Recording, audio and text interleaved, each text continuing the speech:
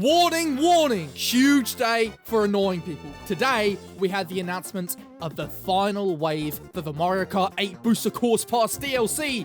Ooh! Welcome to Mood News. I'm your host, GetMadz. I guess, did I break into this newsroom? Maybe. Let's not talk about that. Today, we're talking about the Acorn Cup and the Shell Cup. The final two cups in an almost 2-year-long event of just Mario Kart, Mario Kart, and Mario Kart. This has been a really interesting experience for the series. After getting almost nothing for years, we went from 0cc to 200cc in an instant. So, how did Nintendo decide to wrap it up? Some random city stage, DK Mountain, Daisy Circuit, Piranha Plant Cove, another random city, Rosalina Ice World, Bowser's Castle, and Wii Rainbow Road. Now, obviously, the Booster Course Pass didn't have enough space to put everyone's favorite tracks in the game. I personally would have preferred Bowser's Castle DS with the big spinny wheel thing, or Airship Fortress from DS with the weird spinny tower thing, or Wario Shipyard, Wario Stadium, Woohoo Mountain Loop. But with what we got, it's looking pretty tasty. I personally love DK Mountain way more than Dino Jungle. Sure, we don't get a big dinosaur stomping around, but we have an angry mountain with a funny face, and it looks even angrier and even more mountainy than usual. Daisy Circuit was a good choice. I would have personally preferred something like Delfino Square, so we would get a Wii and DS wrap in one. And speaking of representation,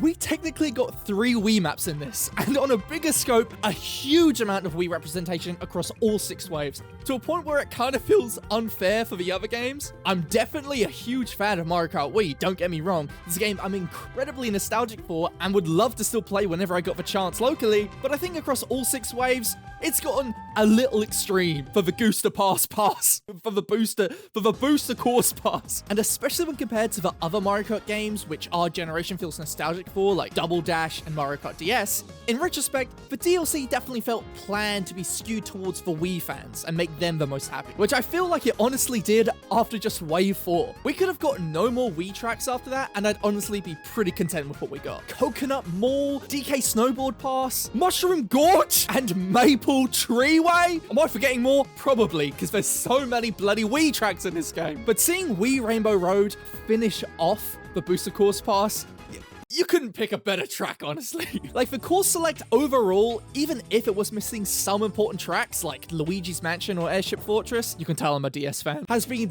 pretty dang good across the board. And I think it would be practically impossible for them to do everything they wanted to via this weird porting mobile tracks to a 10-year-old game sort of thing that was going on. And it makes me really curious what the next Mario Kart game will look like, which I'm expecting us to get next year, maybe. I'm thinking that maybe with the Switch too, you know, that could happen. I think that's rumored. I think that could possibly be a thing. But it wasn't just courses which we got. We, of course, got the new characters for this time with Diddy Kong, Funky Kong, Peachette, and Pauline. We also finally see what the bike suits for Pauline and Peachette look like, which is a huge day for people on Twitter. But of course, with it being for Booster Course Pass, every wave we get some random new thing. In this wave, we've got 2 extra random things. 17 new Mii costumes. I don't even know what all of them are. I just know it's Dolphin, Cheep Castle, Question Mark Block, Petey, Birdo, Biddy Bud, and a Daisy racing suit via an amiibo, and an in-game music box, which even if you're not gonna use, it's just cool. It's cool to have random stuff like this in the game. It's fun, alright?